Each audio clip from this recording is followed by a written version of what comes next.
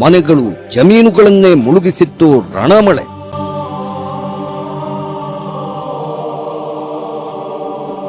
ಪ್ರವಾಹದ ಹೊಡೆತಕ್ಕೆ ನಲುಗಿದ ಕುಟುಂಬಗಳ ಆರ್ತನಾದ ಹೇಗಿತ್ತು?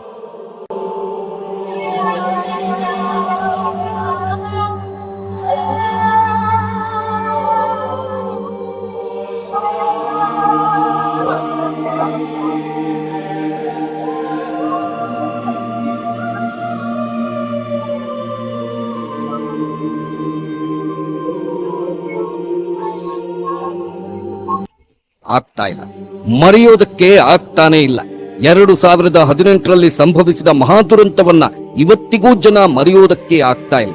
ಅವತ್ತು ಆಗಸ್ಟ್ ತಿಂಗಳಲ್ಲಿ ಸಂಭವಿಸಿದ ಭಯಾನಕ ಜಲಪ್ರವಾಹವನ್ನ ಇವತ್ತಿಗೂ ಜನ ಮರೆಯೋದಕ್ಕೆ ಆಗ್ತಾ ಇಲ್ಲ. 100 ವರ್ಷಗಳ ಕಾಲ ಮುಗಿಲೆತ್ತರಕ್ಕೆ ಇದ್ದಂಥ ಬೃಹತ್ ಬೆಟ್ಟ ಗುಡ್ಡಗಳೇ ಅವತ್ತು ನೋಡ್ತಿದ್ದಂತೆ ಕಣ್ಮುಂದೆಯೇ ಕುಸಿದು ಬಿದ್ದಿದ್ವು.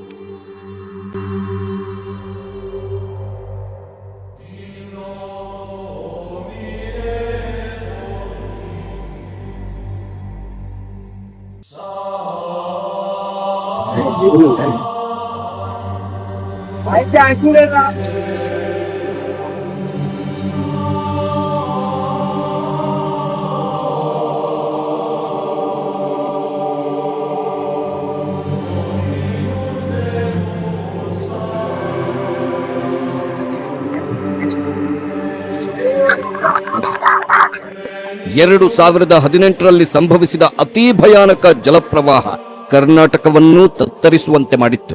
ಯಾಕಂದ್ರೆ ಅದೇ ಟೈಮಲ್ಲಿ ಕರ್ನಾಟಕದ ಕೊಡಗಿನಲ್ಲೂ ಜಲಪ್ರಳಯ ಸಂಭವಿಸಿತ್ತು. ಕೊಡಗಿನ ಅನೇಕ ಕಡೆಗಳಲ್ಲಿ ಭೂಕುಸಿತ ಸಂಭವಿಸಿದ್ದು ಗುಡ್ಡದ ಮನೆಗಳು ನೋಡುತ್ತಿದ್ದಂತೆ ಗುಡ್ಡ ಸಮಾಧಿನೇ ಆಗಿಬಿಟ್ಟಿದ್ವು. 2024ರಲ್ಲಿ ಮತ್ತೆ ಗುಡ್ಡ ಕುಸಿತ. ಕೇರಳ, ಕರ್ನಾಟಕದಲ್ಲೇ ಗುಡ್ಡ ಕುಸಿತ ಸಂಭವಿಸಿದ್ದೇಕೆ?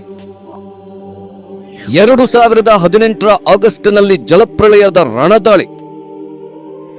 2024ರಲ್ಲಿ ಜುಲೈನಲ್ಲೇ ಗುಡ್ಡದ ಭೂತದ ದಾಳಿ. ಎಸ್, ಗುಡ್ಡದ ಭೂತ. ರಣಮಳೆಯ ರಣದಾಳಿ ನಡೆದಾಗೆಲ್ಲ ಗುಡ್ಡದ ಭೂತವೇ ಕಣ್ಮುಂದೆ ಬಂದು ನಿಲ್ಲುತ್ತೆ. ಆದ್ರೆ ಈ ಗುಡ್ಡದ ಭೂತ ಗುಡ್ಡವನ್ನೇ ಸ್ವಾಹ ಮಾಡುತ್ತೆ ಅಂತ ಯಾರೂ ಅಂದುಕೊಂಡಿರಲಿಲ್ಲ. 2018ರಲ್ಲಿ ರಣಭೀಕರ ಪ್ರವಾಹ ಉಂಟಾಗಿ ಬೆಟ್ಟ ಗುಡ್ಡಗಳೇ ಕುಸಿದು ಬಿಟ್ಟಿದ್ವು. ಇದಾದ ನಂತರ ಮತ್ತೆ ಇಂಥ ಯಾವ ದುರಂತವೂ ಆಗದಿರಲಿ ಅಂತ ಕಂಡ ದೇವರಿಗೆ ಕೈ ಮುಗಿದಿದ್ರು ಜನ. ಆದ್ರೆ ಮತ್ತೆ ಅಂಥದ್ದೇ ಗುಡ್ಡ ದುರಂತ ಸಂಭವಿಸಿ ಬಿಟ್ಟಿದೆ. ಅದಕ್ಕಿಂತಲೂ ಭಯಾನಕವಾದ ರೀತಿಯಲ್ಲೇ ಗುಡ್ಡ ಸಮಾಧಿ ಸಂಭವಿಸಿ ಬಿಟ್ಟಿದೆ. 2018ರ ಆಗಸ್ಟ್ ತಿಂಗಳಲ್ಲಿ ಇಂಥದ್ದೊಂದು ವಿನಾಶಕಾರಿ ಗುಡ್ಡ ದುರಂತ ಸಂಭವಿಸಿತ್ತು. ಆದ್ರೆ 2024ರಲ್ಲಿ ಅಂದ್ರೆ ಈ ವರ್ಷ ಅದಕ್ಕಿಂತ 15-20 ದಿನಗಳ ಮೊದಲೇ ಗುಡ್ಡದ ಭೂತದ ದಾಳಿ ಆಗಿದೆ. ಜುಲೈ ತಿಂಗಳಲ್ಲೇ ಗುಡ್ಡ ಕುಸಿತ ಸಂಭವಿಸಿ ಬಿಟ್ಟಿದೆ. ಕೆಲವೇ ದಿನಗಳ ಹಿಂದೆ ಕರ್ನಾಟಕದ ಶಿರೂರು ಗುಡ್ಡ ಕುಸಿತ ಸಂಭವಿಸಿತ್ತು. ಅದರ ಬೆನ್ನಲ್ಲೇ ಈಗ ಕೇರಳದ ವಯನಾಡಿನಲ್ಲಿ ಗುಡ್ಡ ಕುಸಿತ ಸಂಭವಿಸಿ ಬಿಟ್ಟಿದೆ. ಅದು ಸಣ್ಣ ಮಟ್ಟದಲ್ಲ, ಅತ್ಯಂತ ಭೀಕರವಾಗಿ, ಅಷ್ಟೇ ಭಯಾನಕವಾಗಿ.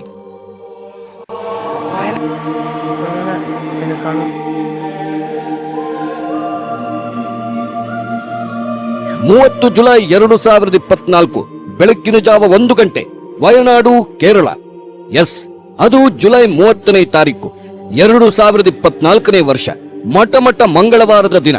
ಸೋಮವಾರ ಮುಗಿದು ಮಂಗಳವಾರದ ಉದಯವಾಗ್ತಿತ್ತು. ಅಷ್ಟರಲ್ಲೇ ನಡುರಾತ್ರಿಯ ಕತ್ತಲಲ್ಲೇ ಭೂಮಿ ಜರಿದ ಅನುಭವವಾಗಿದೆ. ನಡುರಾತ್ರಿ 1 ಗಂಟೆ ಸುಮಾರಿಗೆ ಮೊದಲ ಬಾರಿಗೆ ಗುಡ್ಡ ಕುಸಿತ ಉಂಟಾಗಿದೆ.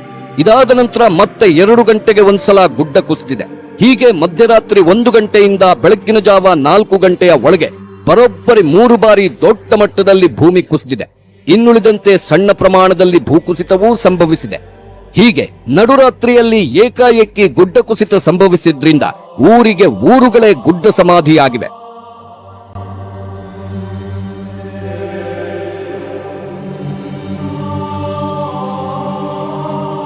4ರಿಂದ 5 ಹಳ್ಳಿಗಳು ಗುಡ್ಡದ ದಾಳಿಗೆ ಗುಡ್ಡ ಸಮಾಧಿ. 400ಕ್ಕಿಂತ ಹೆಚ್ಚು ಕುಟುಂಬ ಗುಡ್ಡ ದುರಂತದಿಂದ ತತ್ತರ. ಗುಡ್ಡ ಸಮಾಧಿಯಲ್ಲಿ ಸತ್ತವರೆಷ್ಟು, ಕಣ್ಮರೆಯಷ್ಟು. ನಡುರಾತ್ರಿ ಸೋಮವಾರ ಕಳೆದು ಮಂಗಳವಾರ ಬೆಳಗಾಗುವ ಟೈಮದು. ಚುಮು ಚಳಿಯ ಜೊತೆಗೆ ರಣ ಮಳೆ ಬೀಳುತ್ತಾ ಇತ್ತು.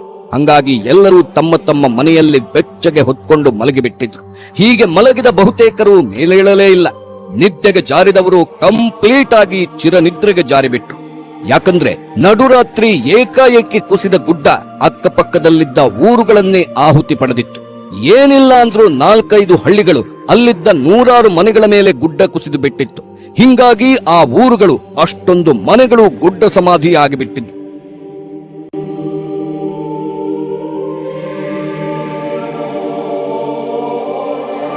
റേഞ്ച് കിട്ടുന്നുണ്ടോ? ഞങ്ങളിപ്പോ ഈ ബോഡി കൂടി ലിഫ്റ്റ് ചെയ്യുന്ന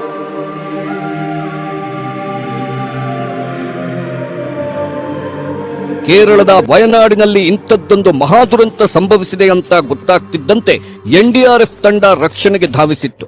ಗುಡ್ಡ ಸಮಾಧಿಯಾದವರನ್ನ ಹೊರಗೆಳೆಯೋ ಕಾರ್ಯಕ್ಕೆ ಮುಂದಾಗಿತ್ತು. ಒಂದೊಂದೇ ಶವಗಳನ್ನ ಮಣ್ಣಿನಿಂದ ಹೊರತೆಗೆಯಲಾಗ್ತಿತ್ತು.